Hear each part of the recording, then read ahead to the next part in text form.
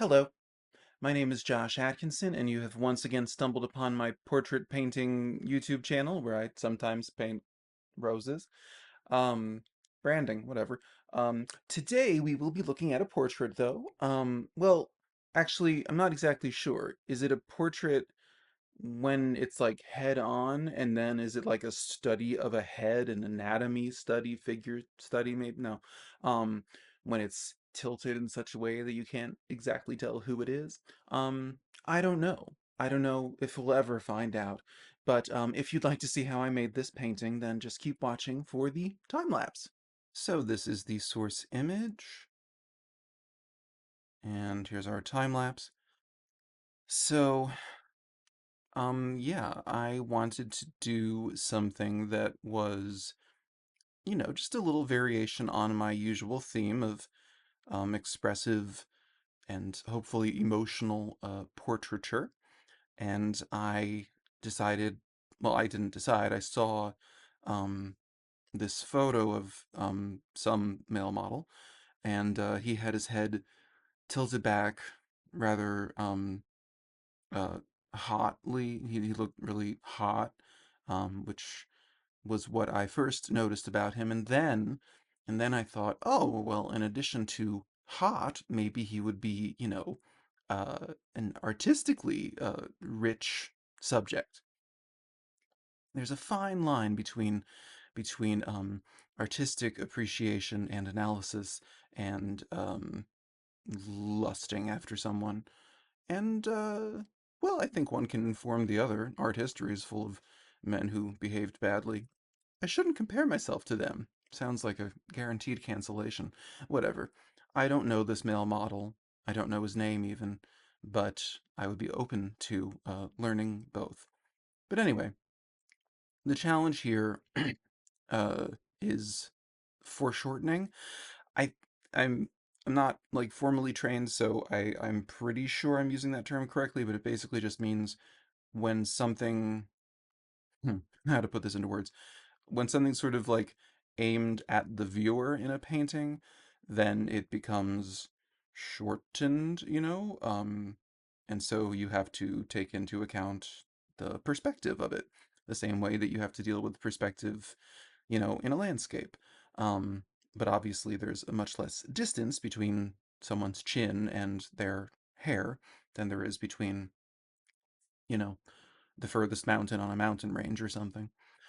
So, so yeah, this is much brighter than every other one of my recent paintings since I started doing these kind of emotional portraits. Um, it, it was a good change of pace. Uh, I haven't returned to it since, so I guess I didn't love it that much, but it was cool to see how like a sky blue color would interact with his skin tone.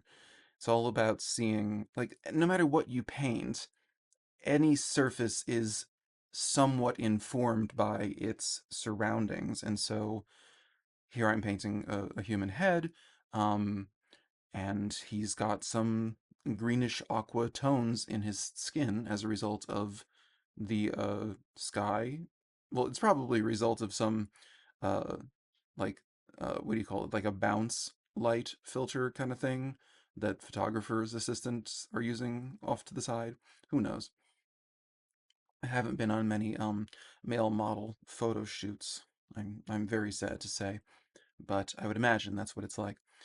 But but anyway, regardless of what it's like, that was what I was seeing. There was also a really cool opportunity for like complementary color theory to get exercised here because not only is the sky blue and that's turning his skin blue, and then this sort of mid-tone between the lit part of his skin and the shadow part is basically an orange. You can see it really more pronounced on his throat in the, I don't know, like jugular in his jawline sort of area. um so I think that's my understanding of the Impressionists, was just that like any opportunity that they could find to exercise complementary colors, they would take it. And there's no denying it does create a sense of harmony through contrast, I suppose. Um, it just it creates visual interest, maybe. Um, as I've said in previous videos, it really doesn't matter what colors you're using. This is what I'm discovering, so long as you get the tone values correct. But you can enhance or detract from an image if you, um, depending on what colors you use. So, anyway, I guess my point is just complementary colors are your friend, and they will only add dynamism to anything you paint. You know, the sun. I guess this it's probably. I'm going to speculate that the sun is setting or the sun is rising in this the source photo, and I think that's what's creating such warm tones on the border of the light parts of the skin and the shadow parts of the skin. But anyway, it was a real challenge. I wish I could tell you that I used like the Loomis head or I used some other sort of like proportion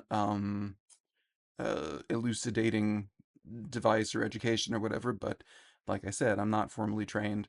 I can't quite get the Loomis head to fully work. It's just embarrassing, honestly. Um, but here I just all I could do was align, things to other things. I could probably align the his the right the end point of his mouth on the right to like his ear endpoint and maybe his eyelid to the sideburns endpoint. You line things up like that. You can see a curve in his lip lines up horizontally with the corner of his eye. So that's just kind of how I go about getting proportions and features more generally accurate. But anyway, that's what I did here. It was a fun color exercise. It was a fun way to switch up what I usually paint, and I'm very happy with the final product. And here is the final product. It is a 6 by 6 inch oil painting on a panel. So then, yes, that is how we arrived at this portrait of a male model, and his under chin. I don't know what you call that, hyoid bone. That's the only free floating bone in your body. It's here. Anyway, um, this was my way of dealing with being a little spent on traditional portrait. I mean, not that I paint them in the most traditional way to begin with, but head-on sort of things. I wanted to try something that would test my foreshortening abilities and kind of strengthen those muscles because I don't want to atrophy. Um, anyway, so this was how I did it. If you enjoyed it, please do like and subscribe. I'm at, I believe, 104 subscribers. Thank you. Very, very much appreciated. And other than that, I guess I'll see you in 7 days and with another portrait. And I hope that you have a creative week until then. Okay, bye bye.